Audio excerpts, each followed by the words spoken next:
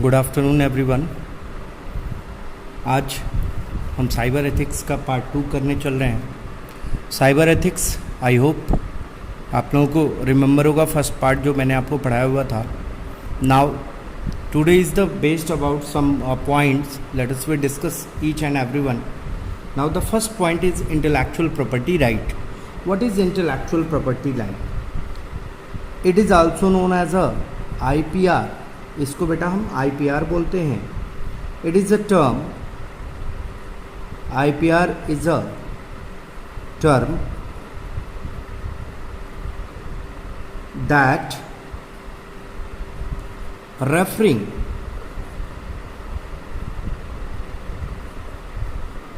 to the legal property rights। यह एक तरीके का ऐसा टर्म है जिसके अंतर्गत हम कह सकते हैं कि जितने भी प्रॉपर्टीज़ आपके आते हैं उनका अगर लीगल राइट्स आपके पास है तो that is called intellectual property rights. Rights of a person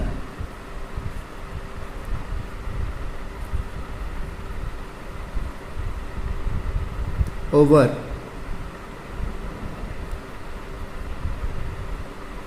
his or her, आप कह सकते हैं कमर्शियल वर्क या सिंपली आप कह सकते हैं वर्क। जो भी उसका कार्य है किसी भी व्यक्ति का, if it is do under the internet so it is known as a intellectual property right. Now इसमें हम आगे देखते हैं कितने तरह के प्रॉपर्टी राइट्स होते हैं। तो टाइप्स ऑफ IPR, सबसे पहला उसमें हम लिखेंगे, जानेंगे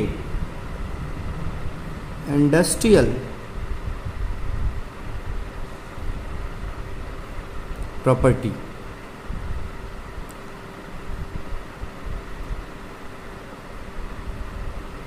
अब इंडस्ट्रियल प्रॉपर्टी से हमारा काम क्या मतलब है?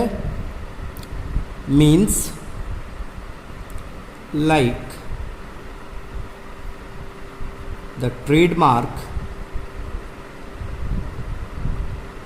किसी ने कोई सामान अगर सेल आउट करना है या खरीदना है या बेचना है तो जैसे आप देखते हैं ट्रेडमार्क लगा होता है, या पैटर्न्स।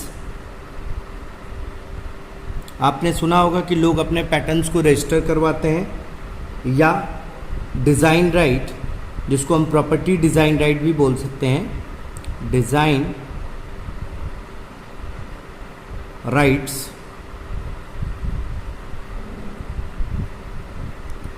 या कोई भी ऐसा जियोग्राफिकल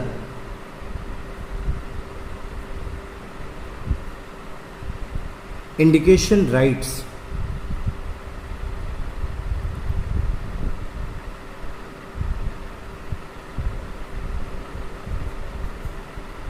राइट्स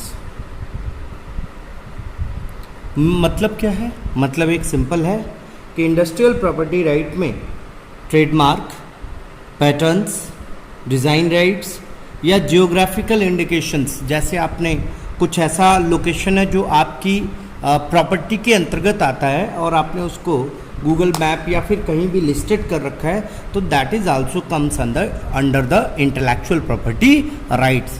फॉर एग्जांपल आप देखे होंगे आपके विद्यालय का भी जियो टैगिंग है तो वहाँ से भी आप इन चीज़ों को समझ सकते हैं। दूसरे पॉइंट पर आते हैं, second is copy right. I hope copyright के बारे में आप सब बड़े अच्छे से जानते हैं। कॉपीराइट एक ऐसा लॉ है कि जो कि आपके किए गए कार्य के ऊपर आपको एक अधिकार देता है कि that is work under that is work of yours. आप इस तरीके से डिफाइन कर सकते हैं ये कार्य जो किया जा रहा है या जो किया गया है वो किसका है बेटा, आपका है। तो इस चीज को भी ध्यान रखिएगा। It is a right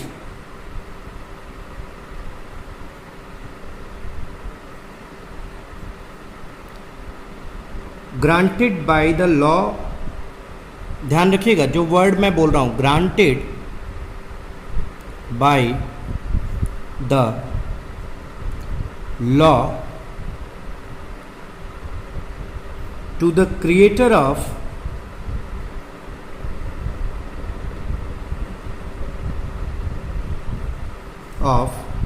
an original work। ध्यान रखिएगा जो शब्द बार बार बोला जा रहा है, original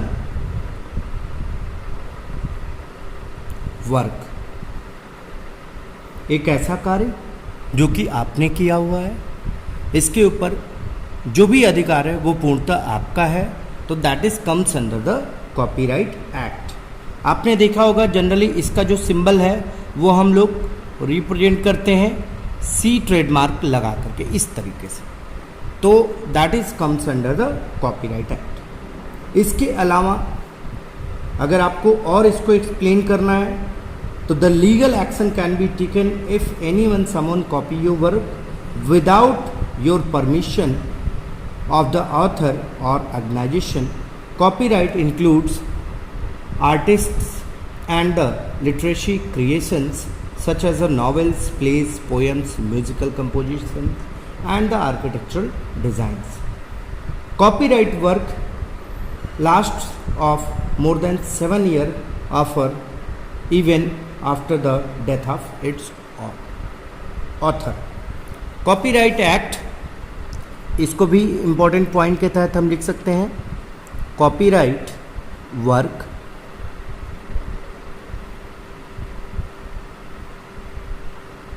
is active after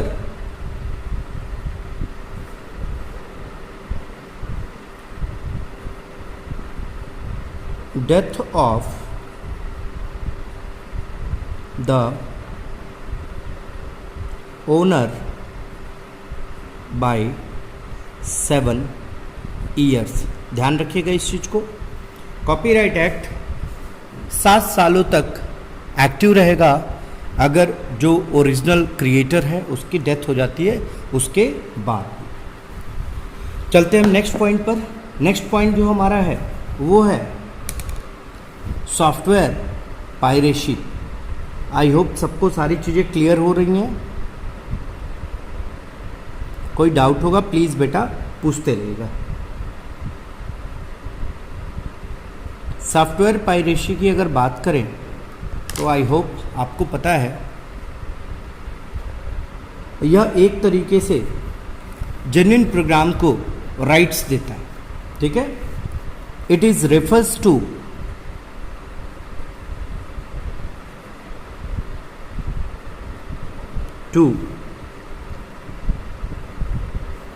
those software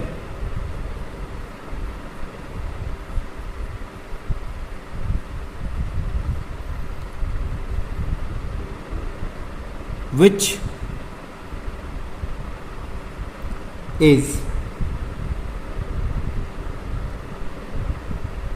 is copying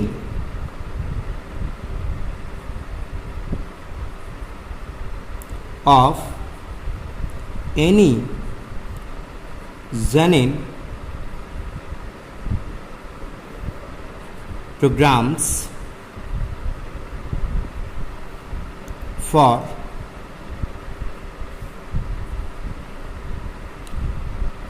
duplication of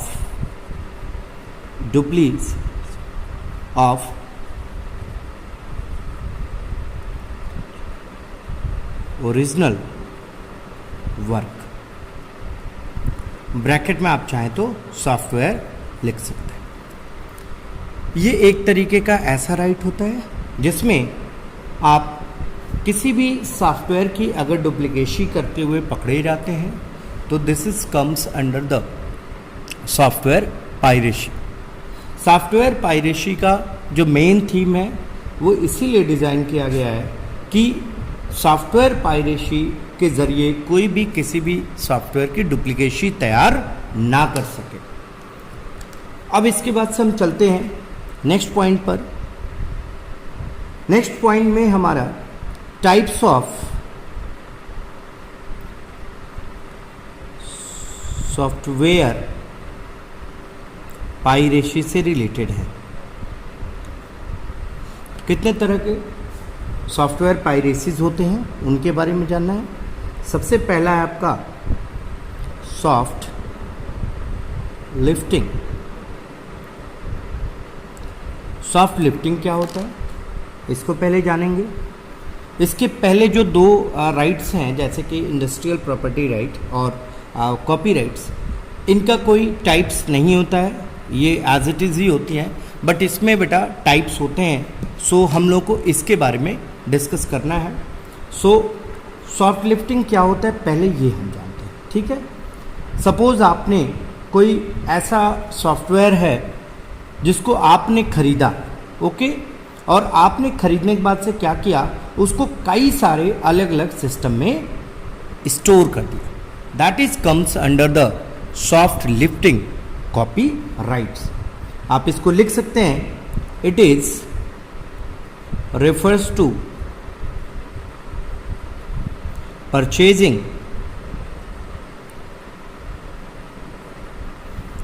a single licensed copy of a software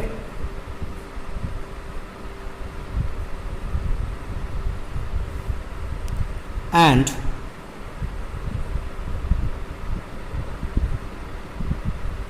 upload LOA, sorry यहाँ थोड़ा सा काट देते हैं, इसको दोबारा लिख देते हैं। अब LOADING, uploading it into several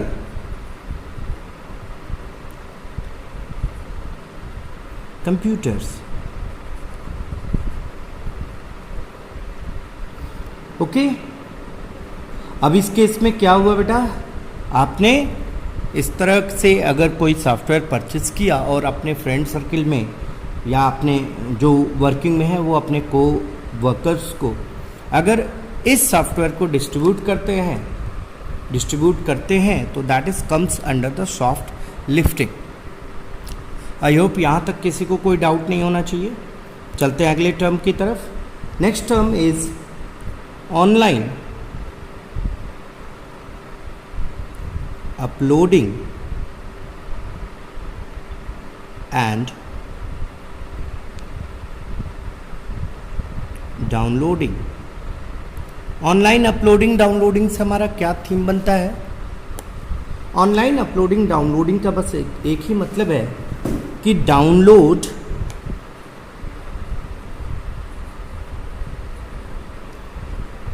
the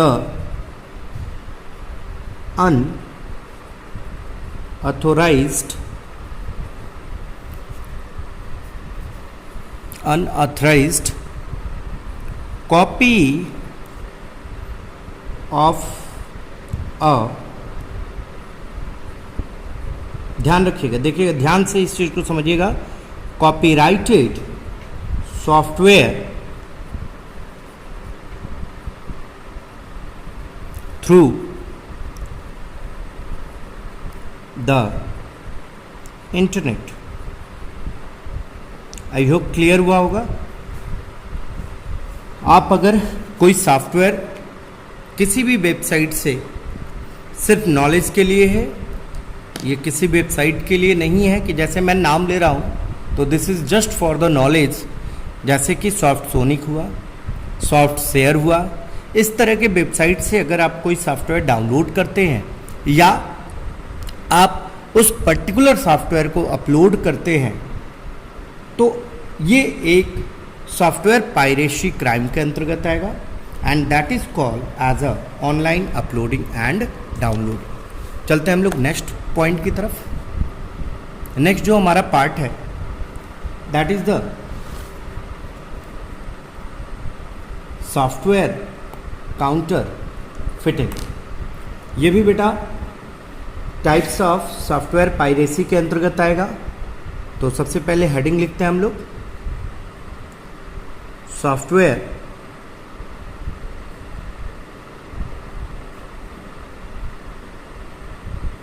counter EITING, software counter fitting. Okay, मैं थोड़ा सा स्क्रीन की लाइट बढ़ा लूँ। हाँ, नाउ दैट्स ओके। अब हम सॉफ्टवेयर काउंटर फिटिंग को समझते हैं। सॉफ्टवेयर काउंटर फिटिंग का मतलब क्या होता है? सॉफ्टवेयर काउंटर फिटिंग का मतलब होता है कि डुप्लीकेट सॉफ्टवेयर्स को खरीदना या बेचना। आप डायरेक्टली इसको कह सकते हैं, means illegally duplicating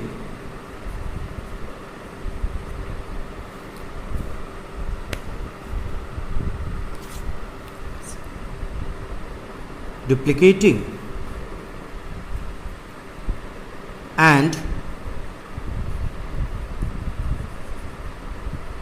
selling,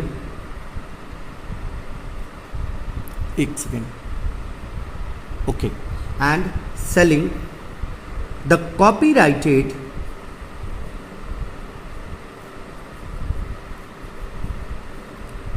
software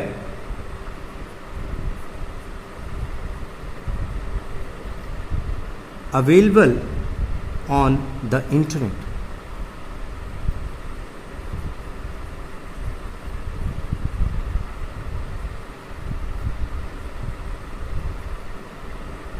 to the user.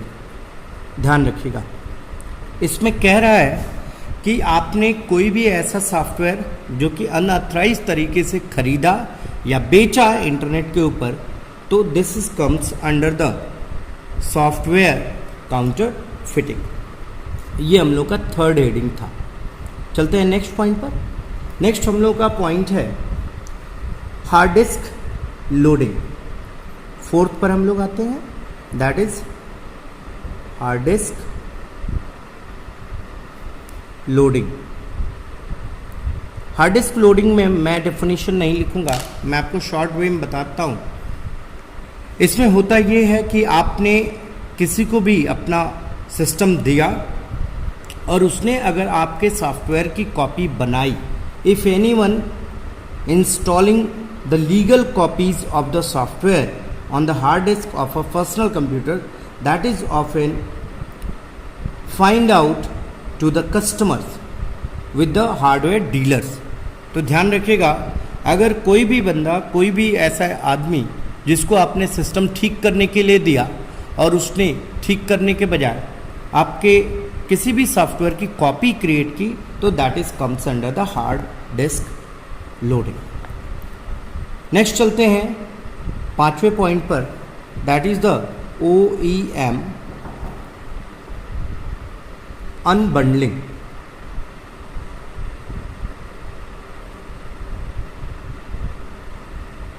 OEM unbundling का मतलब क्या होता है? सबसे पहले ये हम समझेंगे, ठीक है। अनबंडलिंग से हमारा मतलब है कि किसी भी तरह का ऐसा सॉफ्टवेयर सेल आउट करना जो कि एक पैकेज सूट में, फॉर्मली ध्यान रखिएगा, हम इस कैटेगरी में डिवाइस ड्राइवर्स को रखते हैं। सेलिंग ऑफ, आप कह सकते हैं, लिख सकते हैं, selling of illegal device drivers. Okay, so that is called OEM bundling. Next और लास्ट हम चलते हैं लास्ट पॉइंट पर, 6 number heading, that is renting. Renting से हमारा क्या मतलब है बेटा? रेंटिंग का मतलब जैसे आप रेंट पर कोई चीज़ लेते हैं, बस वही चीज़। अब रेंटिंग में क्या हो गया? अनऑथराइज्ड, आप लिख सकते हैं unauthorised sharing of software for temporary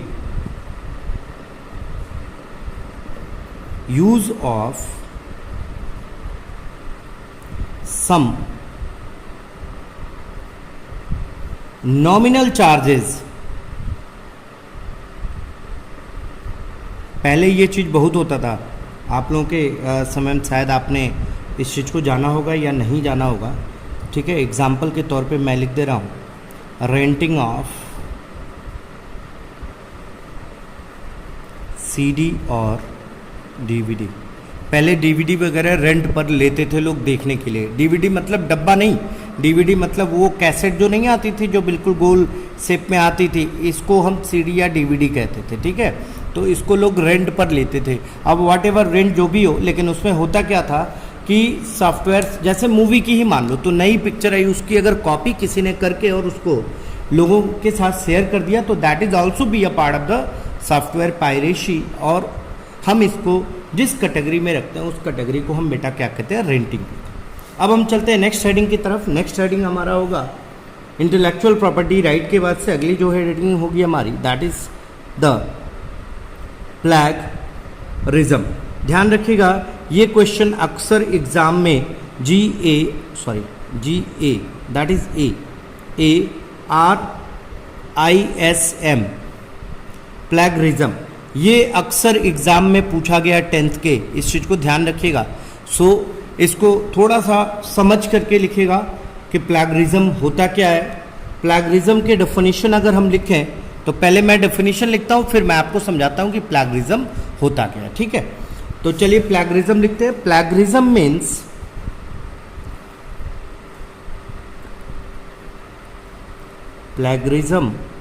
means using the language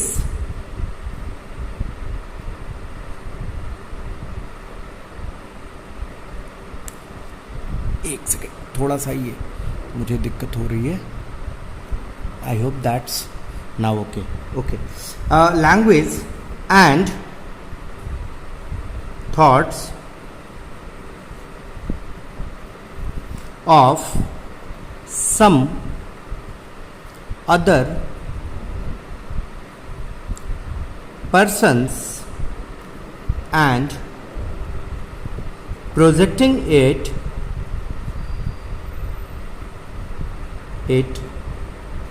that as your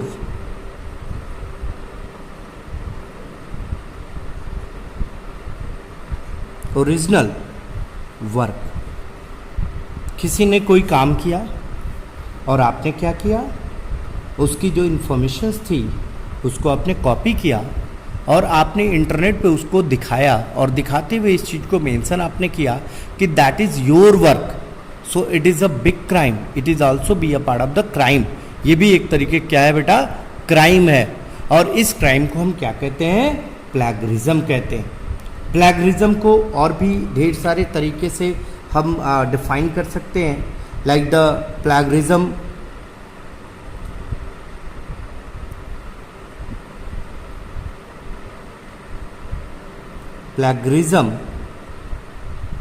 can be,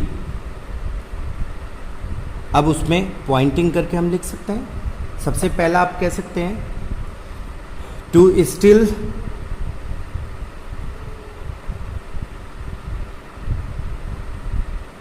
and pass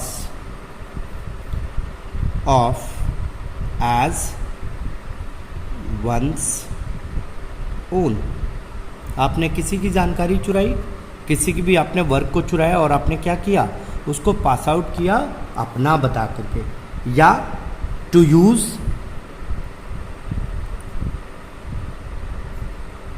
without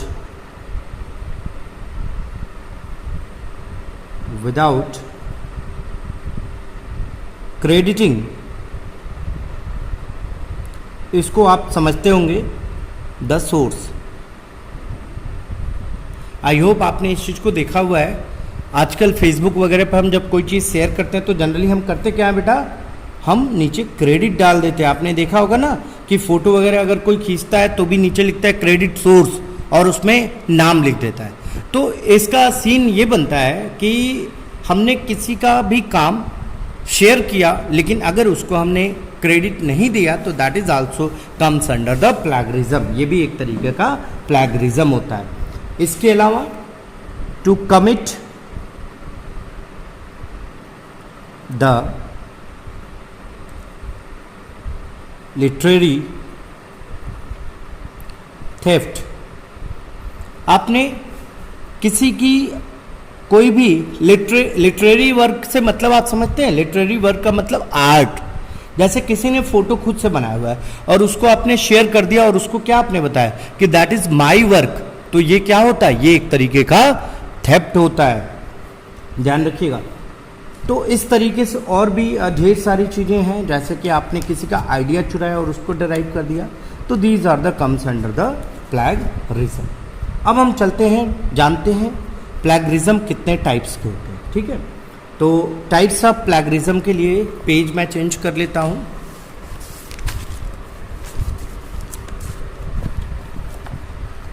I hope यहां तक सारी चीज़ें सबको समझ में आई होंगी। नहीं समझ में आएगा तो प्लीज़ पूछिएगा बेटा, क्योंकि जब तक आप पूछेंगे नहीं तब तक हम भी कुछ जानेंगे नहीं। तो चलिए स्टार्ट करते हैं। Types of plagiarism, plagiarism. सबसे पहला जो प्लैगरिज्म होता है उसको हम कहते हैं बेटा डायरेक्ट प्लैगरिज्म। ठीक है,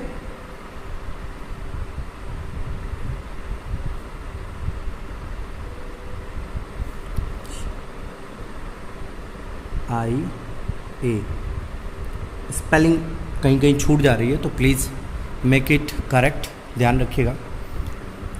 प्लैगरिज्म की हम लोग बात कर रहे थे, types of plagiarism.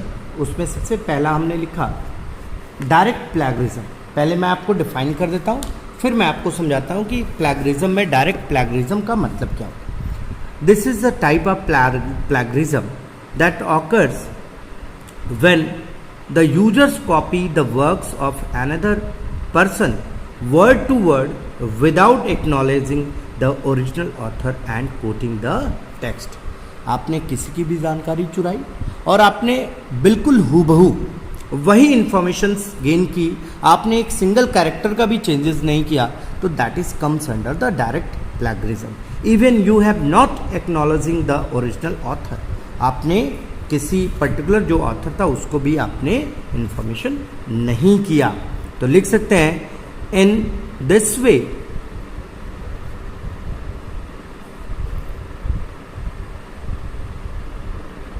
Occurs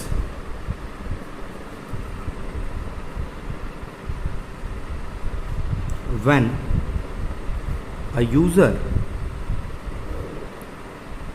can copy the same work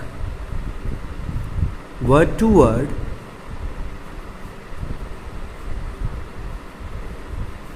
without acknowledge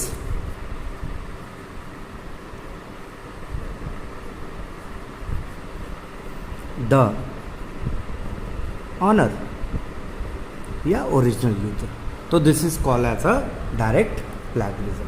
clear everyone, समझ में आ गई बात। चलते हैं बेटा दूसरे पॉइंट पर। Second is self plagiarism.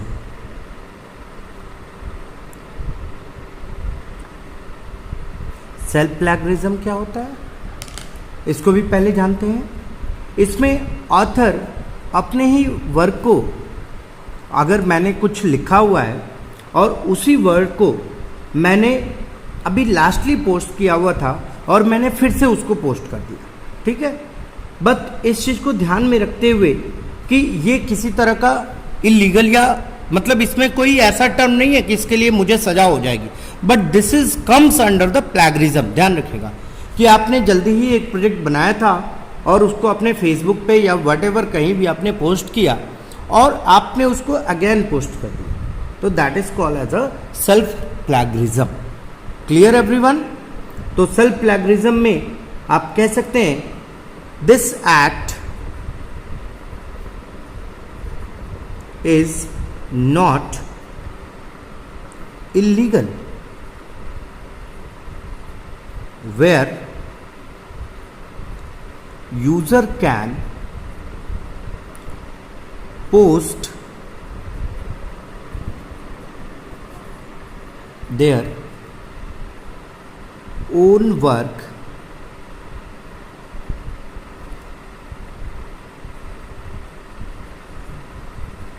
repeatedly, मतलब बार बार इवन, ठीक है. तो that is called as a self plagiarism. Now we will move to the next point, third point.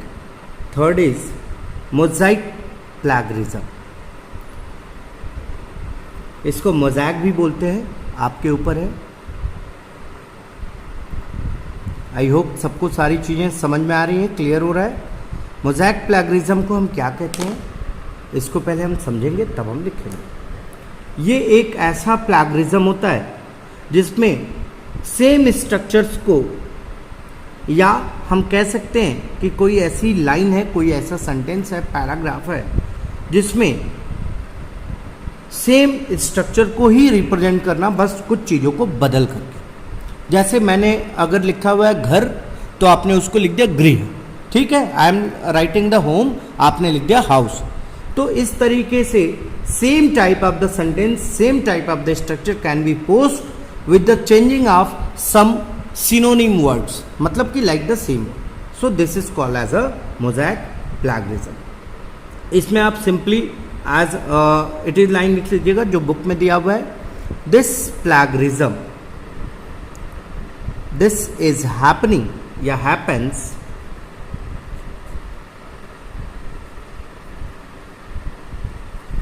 when the same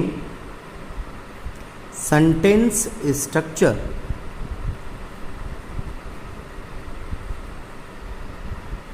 is used with synonyms for the appropriate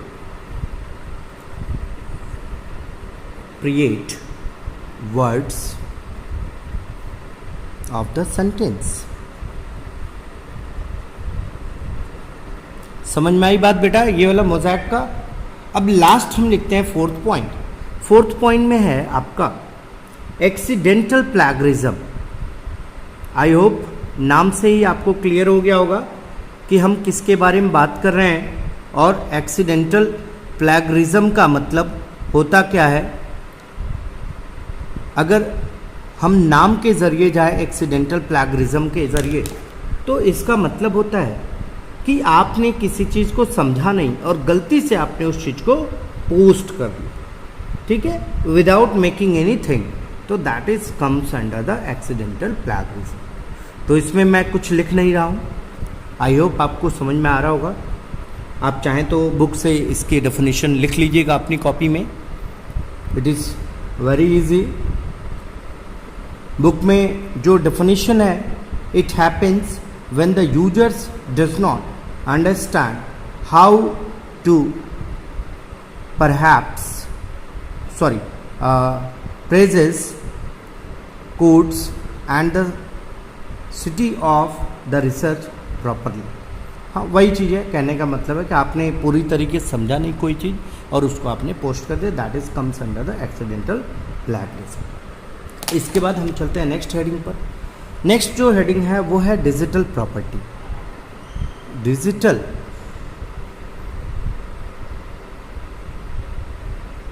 property बेटा ये भी काफ़ी important है. ये भी कई बार पूछा जा चुका है. इसको भी आप ध्यान रखिएगा. इम्पॉर्टेंट के बारे में जैसा कि मैंने आपको पीछे बताया, ये भी टर्म आपका इम्पॉर्टेंट है. और पीछे जो हम लोगों ने लिखा प्लैगरिज्म, इसको भी मैं इम्पॉर्टेंट की कैटेगरी में रखता हूँ. ये भी कई बार पूछा जा चुका है. इसके अलावा सॉफ्टवेयर पायरेसी से रिलेटेड जो पॉइंट्स मैंने आपको बताए हैं, types of software piracy, please उनको भी ध्यान रखिएगा कि that is also comes under the category. Okay, so we have move to the software, sorry, digital property. Digital property कहते किसको?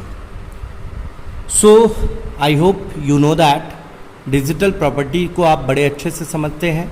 आप जानते हैं डिजिटल प्रॉपर्टी हम किसे कहते हैं. इसको समझने के लिए थोड़ा सा मैं आपको डेफिनेशन के ज़रिए कुछ हिंट देता हूँ, फिर हम लोग इसको कंटिन्यू करते हैं. आपने कोई भी ऐसा प्रॉपर्टी आपकी है, आपकी फ़ोटो ही मान लीजिए है. अगर उस फोटो को आपने इंटरनेट के ऊपर रखा हुआ है तो वो किसका प्रॉपर्टी है बेटा? जैसे कार आपकी है, बाइक आपका है, कॉपी आपकी है, बुक आपकी है. इसी तरीके से अगर वो चीज़ इंटरनेट के ऊपर है तो वो किसकी प्रॉपर्टी है? आपकी है. लेकिन that is comes under the digital property.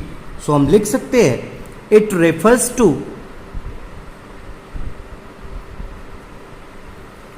Any digital information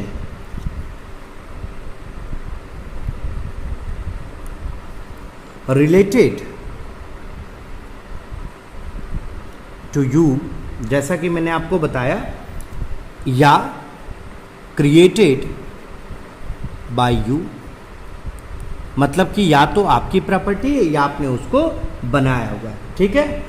it may be, ये कहाँ स्टोर हो सकता है? It may be store on the cloud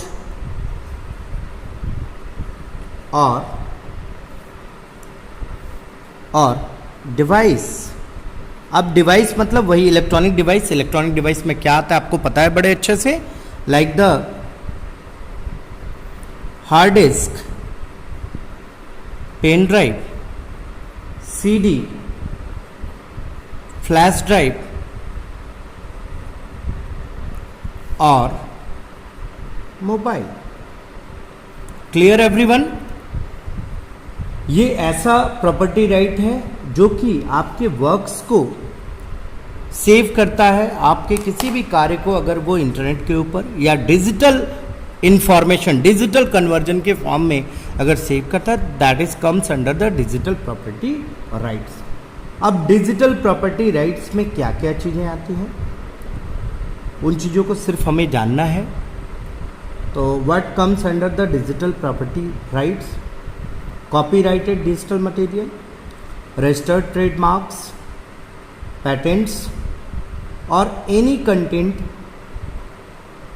digital content by owned, invented, like the pictures, movies, films, musics, literary works, web pages, websites या कोई भी ऐसा other work जो इंटरनेट के ऊपर. तो these all comes under the digital property rights.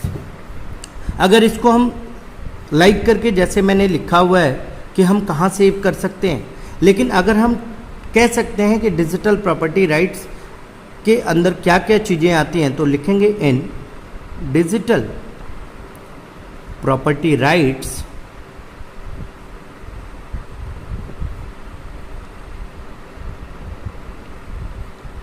Can be. अब उसमें क्या क्या लिखेंगे बेटा? कॉपी राइटेड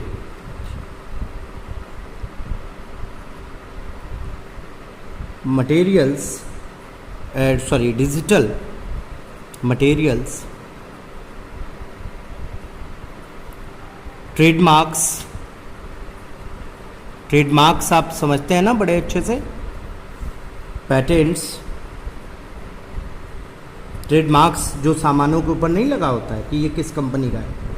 या digital contents,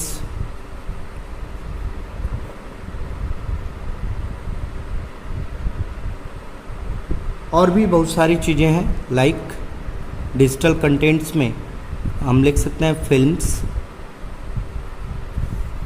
pictures, movies,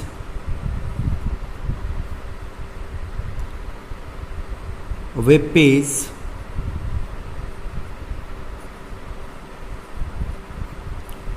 web sites etcetera, बहुत सारी चीज़ें हैं, किन किन चीज़ों को हम लोग डिफाइन करेंगे। सो आज के लिए रहने देते हैं इतना ही।